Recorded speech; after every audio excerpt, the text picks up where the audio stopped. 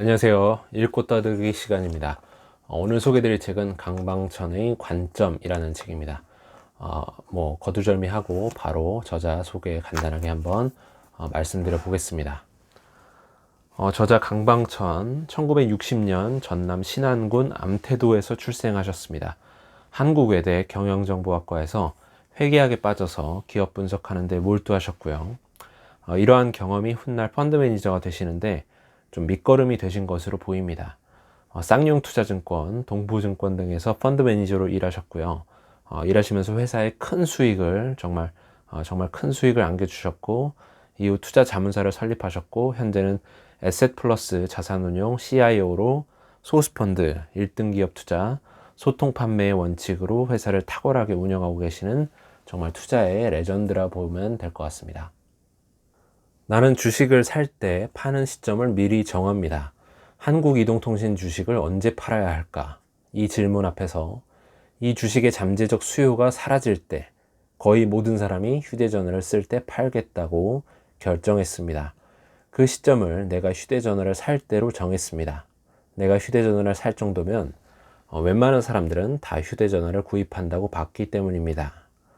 1995년 나는 휴대전화를 구입하면서 한국이동통신 주식을 팔았습니다. 1989년 말에 한국이동통신이 상장되자마자 6만 주를 매입했는데 당시 주가가 2만 1,000원이었습니다. 1995년도에 한국이동통신 주가는 76만 원이었습니다. 얼추 계산해도 거의 한 35배 정도 되는 것 같습니다. 펀드 매니저 초기에 한국이동통신 주식을 사면서 대입한 세 가지 물음, 효용이 있는가, 그 효용에 합당한 가격인가, 지속 가능하고 확장 가능한 인프라스트럭처인가를 지금까지도 변함없이 적용하고 있는 나의 중요한 질문입니다. 강방천 님이 주식을 매도할 시점을 잡는 방식, 그 방식의 생각의 방식이 좀 독특합니다.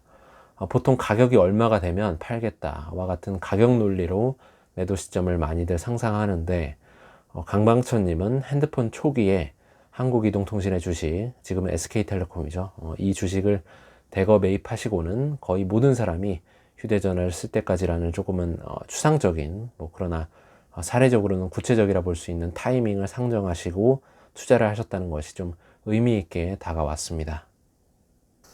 초기에 열심히 하면 평생 먹고 산다. 쌍용투자 지점에서 근무한 2년 4개월 동안 신규 상장 종목 중심으로 300여 개의 기업을 분석했습니다. 지금 생각해보면 하루 평균 3개 이상의 종목을 분석할 만큼 열심히 공부했죠.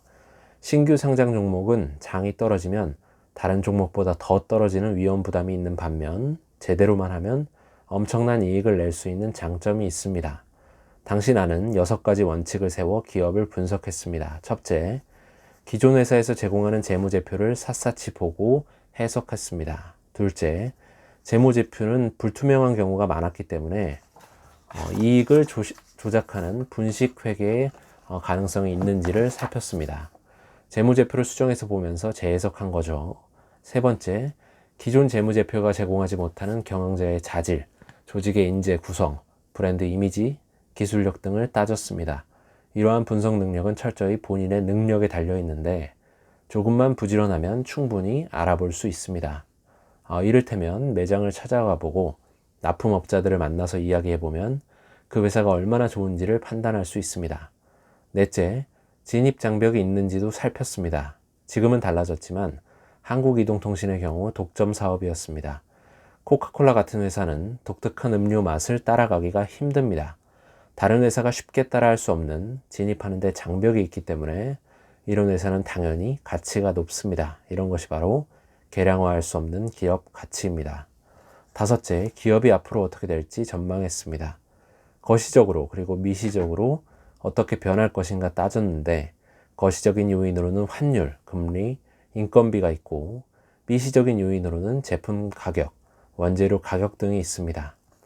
여섯 번째, 현재 예상되는 기대 수익률이 얼마나 되는지를 계산했습니다.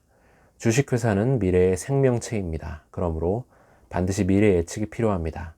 인간은 사회적 동물이므로 주식은 인간의 삶에서 해답을 얻어야 합니다. 그러므로 인간의 삶을 예측하면 주식 투자의 해답이 나오기 마련입니다. 전산시를 벗어나 꿈꾸던 객장에서 열심히 공부하며 지식을 쌓는 일로 이때의 시절은 행복하게 그지없었습니다. 나는 펀드 매니저들에게 초기에 열심히 공부하면 평생 먹고 산다라고 강조합니다. 지점에서 5년 가까이 근무하는 동안 상장 기업 분석이 떨어져 나갈 정도로 공부했는데 그때의 5년이 지금의 나를 먹여 살리고 있는 것입니다. 강방천 님이 직장생활 초기에 얼마나 기업 분석을 열심히 하셨는지, 어떻게 기업 분석을 해나가셨는지를 추측해 볼 수 있는 그러한 대목입니다. 실제로 대학에서도 많이들 지루해하는 회계가 강방천 님은 적성에 좀 잘 맞으셨나 봅니다. 그래서 관심 있게 빠져들었다는 말씀을 하시고요. 증권사 취업 이후에도 기업의 재무제표를 보는 것을 너무 좋아라 하신 것을 알 수가 있죠. 강방천님의 바텀업 방식의 가치투자의 단단한 근간에는 바로 재무제표를 제대로 읽어낼 줄 아는 탁월함이 있음을 알 수가 있습니다. 좀 더 깊이 있는 투자, 전문적인 투자자가 되기 위해서는 기업의 재무제표를 어느 정도 읽어낼 수 있는 능력이 필수적이겠구나라는 것을 이 대목을 통해서도 좀 더 명확하게 느낄 수가 있는 부분입니다. 첫째, 어떤 기업이 좋은 기업인가, 그리고 나는 누구인가, 그에 대한 대답으로 좋은 기업을 찾아 동행하는 것이 나의 일이다 라는 결론을 내렸습니다. 그런 생각으로 증권주를 매입했죠. 가치는 확신하지만 저점은 알 수 없는 상황이었습니다. 언제 다시 오를지, 언제 위기가 끝날지도 알 수가 없었습니다. 그럴 때는 다른 생각하지 말고 좋은 기업을 찾는 일에만 골몰하면 됩니다. 나는 주식 투자자일 뿐 정치인도 아니고 선물 투자자도 아닙니다. 그러니 정치인의 몫인 경기 걱정을 할 이유가 없습니다.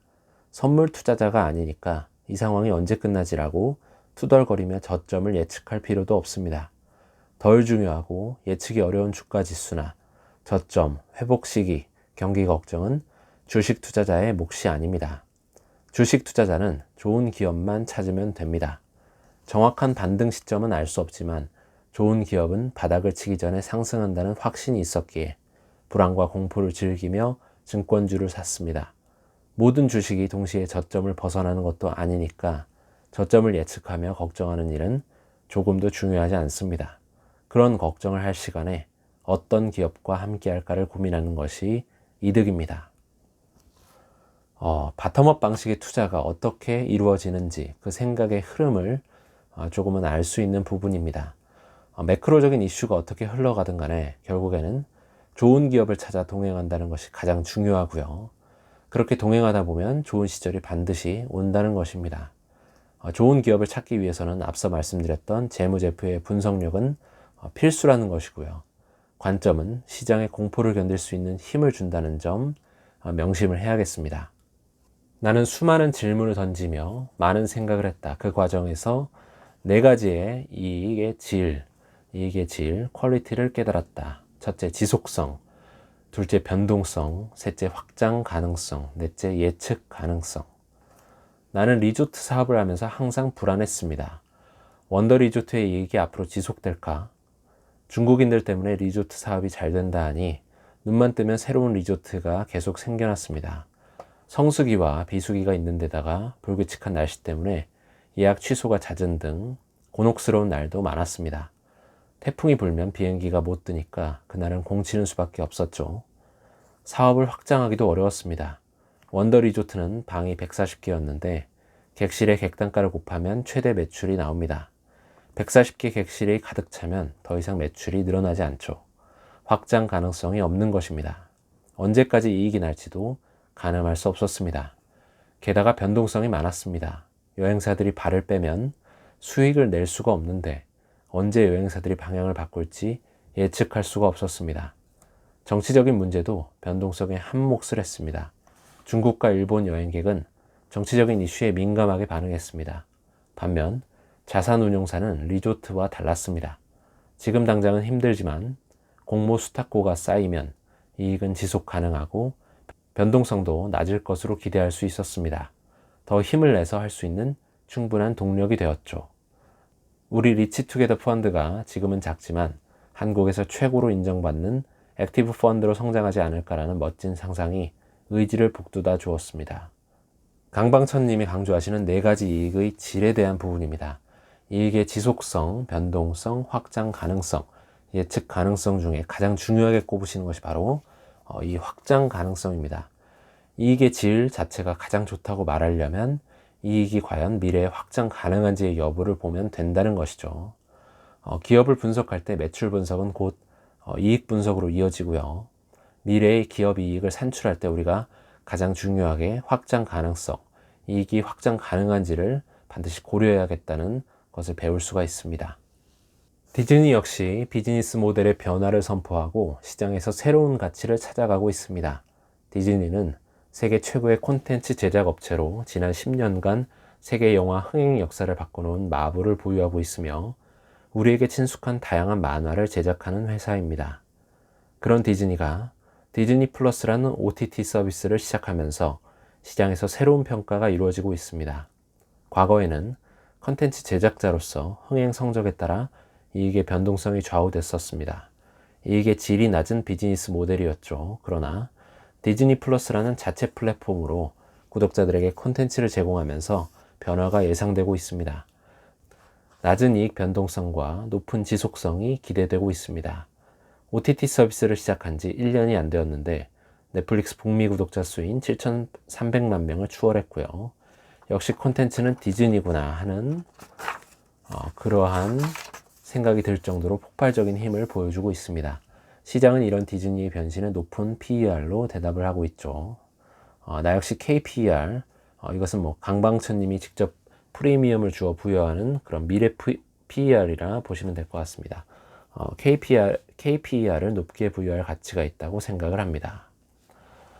이 책에서 좀 부록처럼 다루고 있는 페이지인데요. 애플과 디즈니에 대해서 비즈니스 모델 변화가 이루어져서 앞으로 좀 유명할 것으로 생각한다며 소개를 하고 계십니다. 저 역시 애플과 디즈니의 주주인데요. 특히 디즈니의 경우는 작년 이후로 현재까지 계속 좀 흘러내리는 주가 흐름을 보이고 있어서 굉장히 좀 아쉽고 기다리기가 때로는 좀 힘든 상황이기도 합니다. 하지만 엔데믹 이후에 오프라인 관련 테마파크의 수익의 증가라든지 그리고 여기서도 나왔던 디즈니 OTT 서비스의 지속적인 확대, 성장이 뒷받침이 된다면 올해 하반기에는 조금 더 낫지 않을까. 그래서 역시나 콘텐츠는 디즈니라는 명불허전의 모습을 다시금 보여주지 않을까라는 생각을 해보게 됩니다.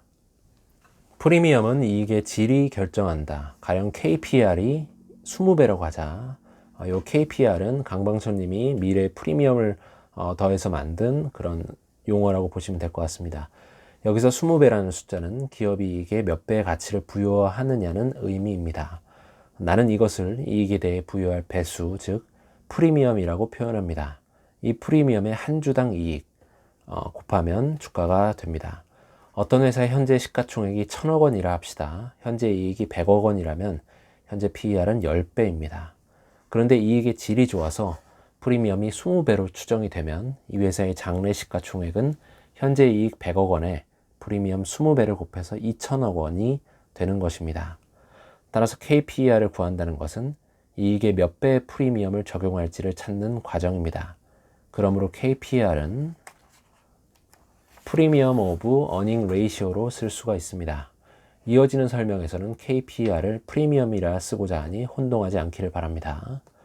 프리미엄은 내가 만든 말이자 새로운 이론으로 좋은 주식을 찾을 때 내가 가장 중요하게 생각하는 부분입니다.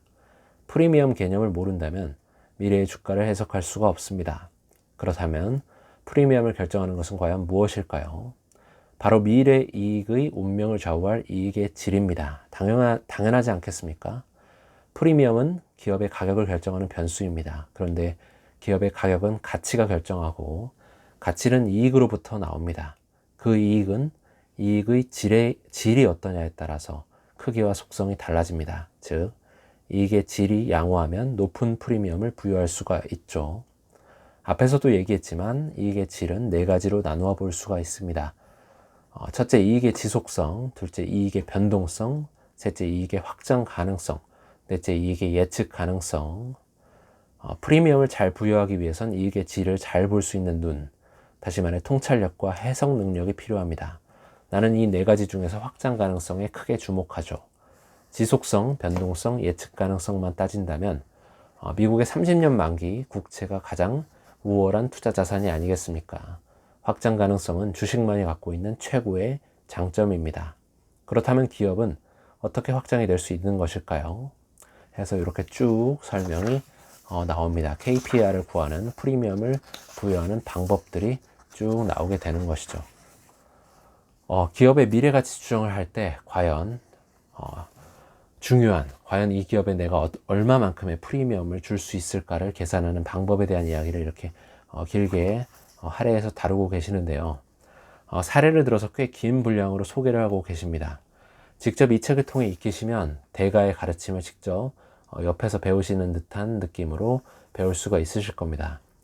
강방천 님이 프리미엄을 산출하는 방법을 간단하게 한번 말씀을 드려보면, 첫 번째로 기업의 라이프 사이클이 현재 어느 단계에 와 있는지, 도입, 성장, 성숙, 쇠퇴 중에 어느 수준에 해당하는지를 점검을 하고요. 이에 따라 PER을 고려합니다. 두 번째로는 업종을 살펴봐서 KPX 같은 기업의 투자 비용이 얼마나 미래 성장에 있어 필요한지, 가령 예를 들면 삼성전자의 경우에는 제조업의 경쟁력 유지를 위해서, 파운드리 같은 경우도 끊임없이 재투자를 해야 하죠. 그렇기 때문에 끊임없이 재투자를 해야 되는 업종인 반면에 예를 들면 소프트웨어 업체인 마이크로소프트의 경우에는 아무래도 재투자 비용이 더 적을 것입니다. 그러므로 프리미엄을 좀 더 줄 수 있다는 것이죠. 그래서 좀 더 나은 업종으로 분류가 될 수 있다는 것입니다. 셋째, 시간이 갈수록 좋아지는 기업인지를 분류합니다.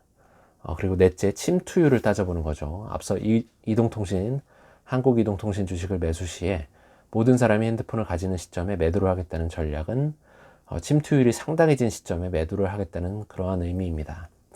앞서의 이러한 부분들을 모두 종합적으로 비교하고 분석하고 숫자들을 대입하고 변수를 좀 더하고 빼고 하면서 곱하기도 하면서 산출하고 그러면서 신중하게 미래 가치를 비교적 객관적으로 보려고 하지만 역시나 주관을 담아서 산정을 하겠다는 것이죠.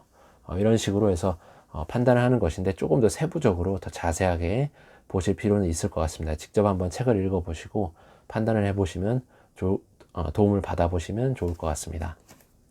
내가 얘기할 미래 투자에 대한 내용 모두를 관통하는 핵심 키워드가 하나 있습니다. 바로 모바일 디지털 네트워크입니다. 나는 최근에 목격하는 수많은 현상들을 이해하고 해석하는데 그 기초를 MDN에 두고 있습니다. 모바일 디지털 네트워크의 앞글자를 딴 거예요. MDN. 내가 주장하는 MDN의 특성은 다음과 같습니다. 소유보다는 활용, 고정성보다는 이동성, 한계 생산성 체감이 아닌 한계 생산성 체증, 그리고 비용에 매몰되는 승자의 저주가 아니라 비용 증가가 없는 승자 독식입니다. 여기에 추가할 이론적 배경으로는 메칼프 법칙이 있습니다. 즉 네트워크 효용성에 대한 법칙인데, 네트워크의 가치는 그 네트워크에 참여한 사용자 수의 제곱에 비례해야 한다는 것입니다. 그 효용이 얼마나 커졌는지 예를 들어 한번 살펴보죠. 가입자가 100명인 A라는 회사가 있습니다. A사의 네트워크는 메칼프 법칙으로 계산하면 100의 제곱인 1만 명의 가치가 있습니다. 그리고 가입자 150명이라는 B라는 회사가 있다고 해보죠. 마찬가지 방법으로 계산하면 B사의 네트워크 가치는 150의 제곱인 22,500이 됩니다.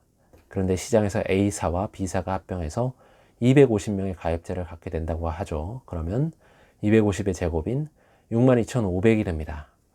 즉 합병되기 전의 경제적 총합은 32,500명이었는데 합병 후에는 62,500이 된다는 것이죠. 마법 같은 현상이 나오는 것입니다. 이처럼 MDN 세상은 비용의 수반 없이 한계 생산성 체증 현상을 읽어낼 수 있게 됩니다. 비용의 증가는 많지 않고 그 효과는 굉장히 기하급수적으로 커지는 그런 것을 말하는 것이죠. 강방천 님이 가장 강조하시는 것 중에 하나가 바로 이 MDN입니다. 미래를 읽기 위해서는 이 MDN을 잘 알고 있어야 되고, 네트워크의 가치, 사람이 무한히 모여 있음에도 비용의 추가 없이 생산성의 상승을 만들어낼 수 있는 이러한 MDN 세상의 가치를 제대로 파악해야지만 앞으로의 주식의 수익도 좀 더 잘 만들어낼 수 있다고 강조를 하고 계십니다.